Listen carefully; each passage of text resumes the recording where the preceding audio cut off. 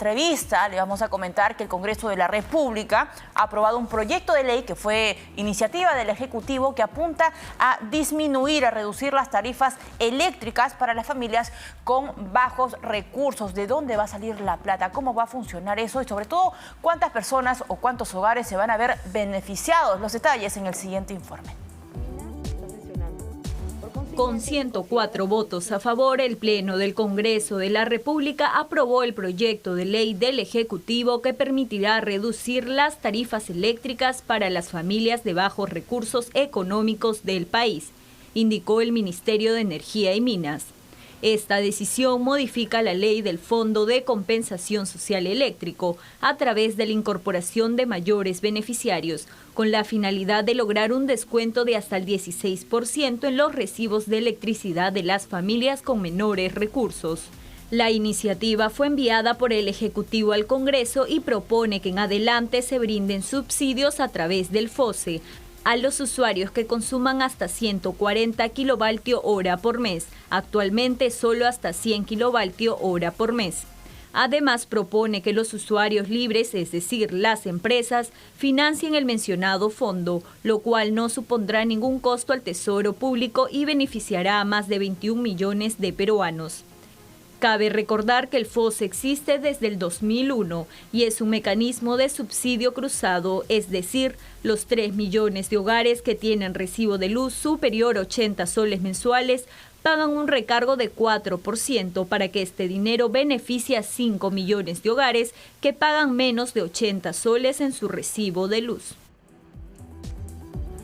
Bueno, ya se aprobó en el Pleno del Congreso, Valeria. Vamos a ver cómo se termina de implementar esto y cómo beneficia a la población. Para ahondar en este proyecto o en esta norma aprobada por el Parlamento, estamos ya con Pedro Gamio, ex viceministro de Energía. ¿Cómo está, señor Gamio? Muy buenas tardes. Buenas tardes, mucho gusto, a sus órdenes. Bueno, antes de empezar a la apreciación, me gustaría que explique en detalle cómo funcionaría esta norma, que entiendo ya está en vigencia. Lo que se hace es ampliar el número de beneficiados, o me estoy equivocando. Es correcto. Quienes consumimos más energía, le pagamos la mitad de la cuenta al espectro de familias con menor presupuesto o menor consumo. Uh-huh. Lo que han hecho es ampliar la cobertura y hacer que los grandes consumidores, que son un poco más de 2.500 grandes clientes, básicamente industrias, centros comerciales, tengan esta tasa, este cargo, que le permita al Estado ampliar el número de beneficiarios con este subsidio cruzado. Ya era un subsidio existente desde hace 20 años, 21 años. Es decir, para que la gente lo entienda, las personas, las familias que consumimos más, ¿no?, de un nivel establecido, entiendo que son 100 kWh, si no me estoy equivocando, le subsidian de alguna manera a las personas que consumen menos energía porque se entienden que son familias mucho más vulnerables. La pregunta es, en la actualidad, sin esta norma, ¿las empresas colaboran de alguna manera con estos fondos, con este subsidio? No, ese es el cambio que justifica esta norma y se basan en una explicación. En este momento, los clientes libres pagan por el rubro generación menos que los usuarios regulados, que son más de 7,5 millones de familias en todo el Perú. Entonces, en base a ese argumento se dice: vamos a ayudar a corregir esa distorsión y a su vez pedirles a los grandes consumidores que ayuden en este esfuerzo. El único riesgo que puede darse es que algunos, los que pueden trasladarle al consumidor este cargo, lo van a hacer. Es decir, aquellos que venden determinados servicios que pueden ser de consumo masivo, lo pueden ver la manera de trasladarlo al usuario o a sus clientes. Pero definitivamente la norma lo que busca es hacer crecer el número de beneficiados con este subsidio a partir de una contribución de los grandes clientes. Actualmente, para que la gente tenga una idea clara, actualmente, ¿cuántas familias se ven beneficiadas con el subsidio cruzado ya existente, ¿no? Y con esta norma, al implementarse, al publicarse, ¿cuántas familias se verían beneficiadas para ver el nivel de alcance que tendría?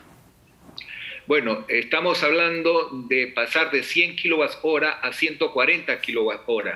Quiere decir que está cubriendo un radio mayor de la clase media. ¿No? Ese es el concepto. Ahora, mi inquietud iría a un tema más de fondo.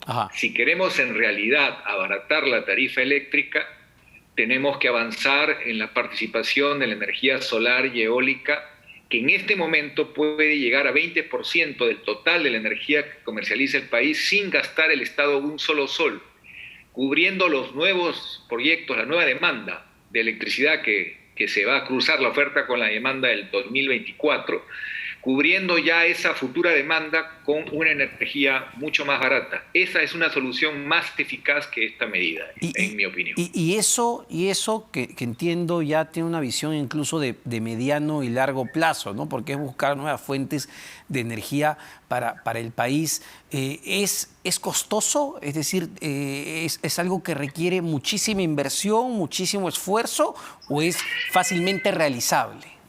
Ese 20% que técnicamente puede comercializarse de sol y viento no requiere un solo sol del Estado.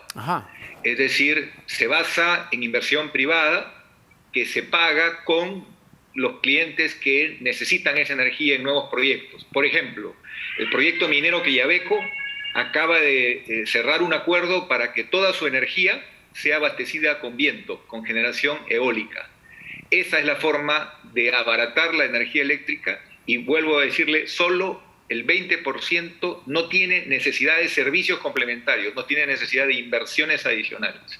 En este momento la generación eólica y solar representan 4% del total de la energía que comercializa el país, es decir, podríamos multiplicar por 5 abaratando la electricidad para todos.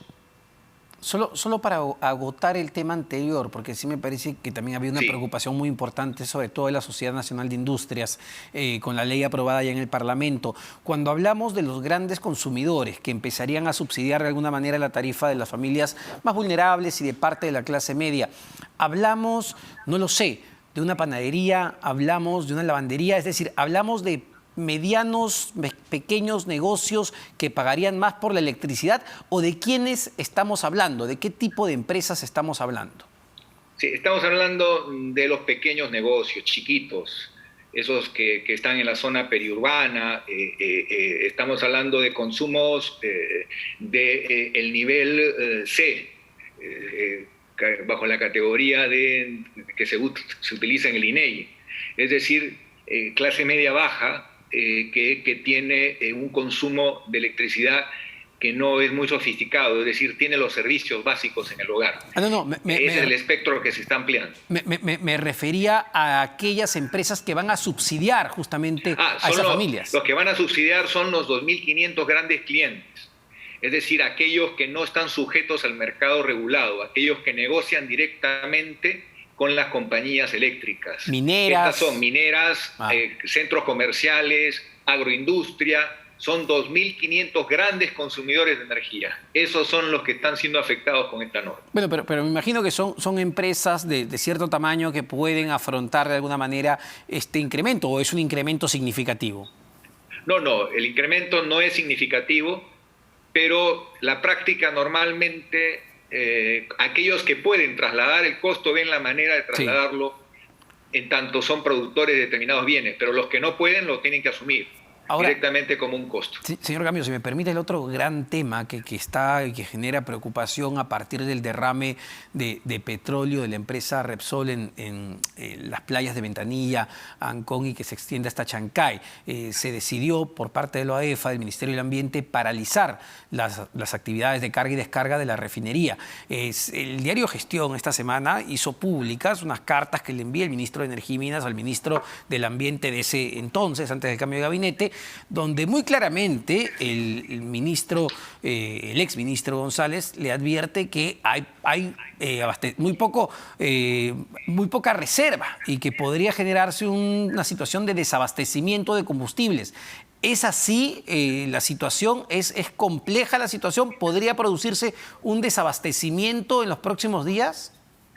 A ver, El Perú en este momento de crisis energética, los precios del petróleo están por encima de los $90 el barril y la tendencia es alcista. En este momento en todos los grifos estamos viendo la subida de los precios.